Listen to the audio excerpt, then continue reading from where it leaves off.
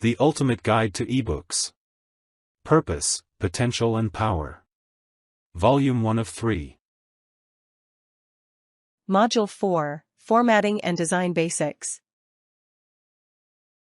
Hey everyone, welcome back. I'm Eric, and I'm here with Ruby. Today, we're diving into the wild world of ebook design, so if you've ever tried to format a digital book and ended up with, like, random blank pages and fonts that look like ransom notes, you're in the right place. Absolutely, Eric. I still have nightmares about my first ebook formatting attempt. I thought, how hard can it be? Turns out, very. I ended up with page breaks in the middle of sentences and, for some reason, half the book was in Comic Sans. I mean, I don't even own Comic Sans. Where did it come from? Oh, mate, Comic Sans is like glitter. Once it's in your document, it's never coming out. But honestly, that's why formatting matters so much. If your ebook looks messy, people just bounce. It's like walking into a shop where everything's on the floor, you just want to leave, right? Exactly. And the key is refillable text. You want your book to look good on a phone, a tablet, an e-reader, whatever. So, don't force fixed layouts like you would in a PDF. Let the text wrap naturally. That's what keeps it readable and, well, professional. Yeah, and don't get fancy with manual page breaks or, like, bolding your chapter titles by hand. Use heading styles. Heading 1 for chapters, heading 2 for sections. That way, you can auto-generate a clickable table of contents. It's magic. Or, just Microsoft Word doing its thing. And it's not just about convenience. Consistency is what makes your ebook feel polished. Pick one font for your body text, something like Garamond, and another for headings, maybe Arial. Keep your line spacing at about 1.5, left align your body text, and center your chapter titles. It's simple, but it works. Totally. And if you're using Word or Google Docs, just highlight your chapter title, select heading 1, and you're sorted. Do that for all your chapters, and then you can just click Insert Table of Contents. Boom, navigation made easy. No more endless scrolling to find chapter 7. I wish someone had told me that before I spent hours manually bolding every chapter title. And then, of course, I changed my mind about the font and had to redo everything. So, yeah, use styles. Save yourself the headache. And before you hit publish, do a quick check. Are all your chapters using heading 1?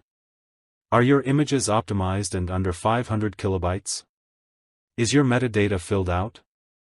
And does your table of contents actually work? If you can tick those off, you're already ahead of most first-time ebook creators.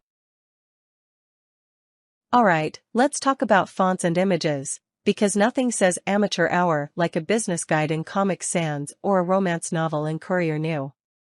Your font choices set the mood and make your book readable, or, not. Yeah, and the trick is pairing fonts. For most ebooks, you want one serif font for the body, like Georgia or Garamond, and a sans serif for headings, like Arial or Open Sans. It gives you contrast without making things look like a ransom note. And don't go wild, 1 or 2 fonts, max. And size matters, too. For digital, body text should be around 14 to 16 pixels, or 11 to 12 if you're thinking print. And line spacing, aim for about 1.4 to 1.6 times your font size. It just makes everything easier on the eyes, especially on a tiny phone screen. Oh, and if you're using custom fonts, make sure you've got the license for ebook use.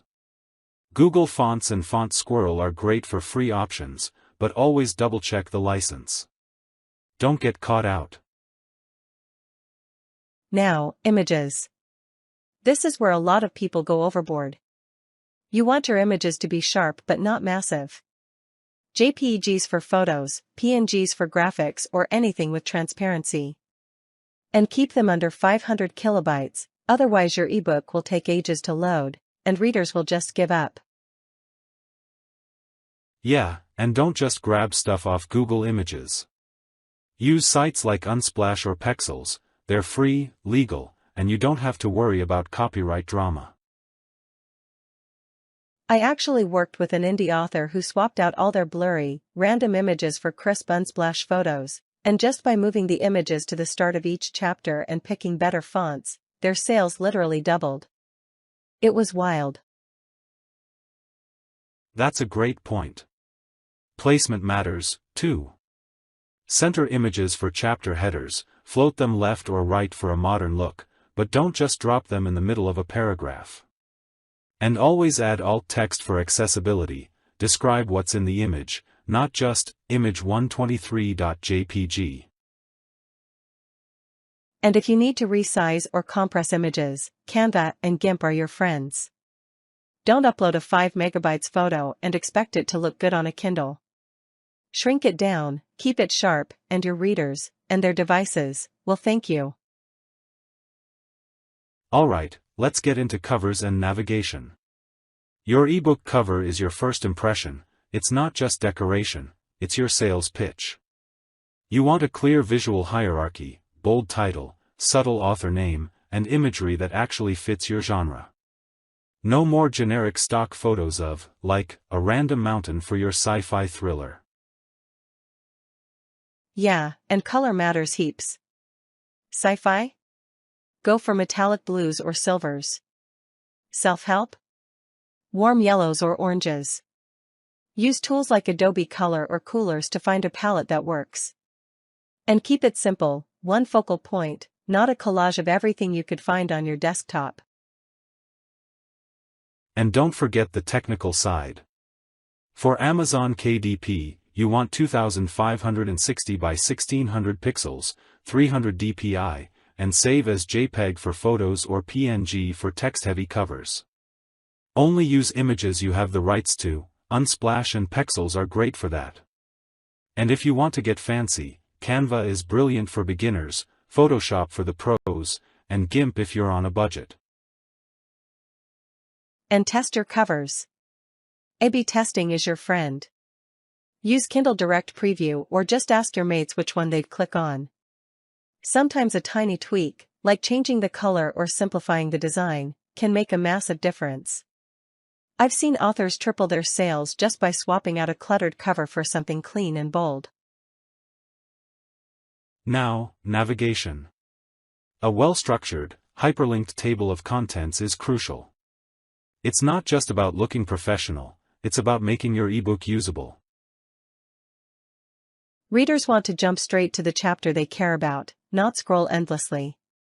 Use heading tags so your TOC updates automatically, and always test every link before you publish. And don't forget accessibility. A good TOC helps screen readers, too. Plus, it just makes your book feel more legit. If you balance clarity, accessibility, and a bit of style, your ebook's gonna stand out for all the right reasons. Alright, I think that's a wrap for today's episode. We've covered everything from formatting basics to killer covers. If you're working on your first ebook, just remember, small tweaks can make a huge difference. Yeah, and don't stress if it's not perfect the first time. We've all been there. Thanks for hanging out with us. I'm Eric Mutt, and I'll catch you next time. And I'm Ruby Bunny. Thanks for listening, everyone. See you in the next episode. Take care, everyone. And happy creating. Thanks for watching. If you enjoyed this video, don't forget to like, subscribe, and hit the bell icon so you never miss an upload.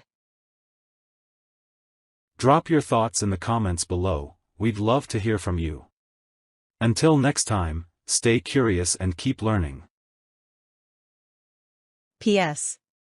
If you prefer more detailed info, you can grab a free copy of The Ultimate Guide to eBooks. Purpose, Potential and Power.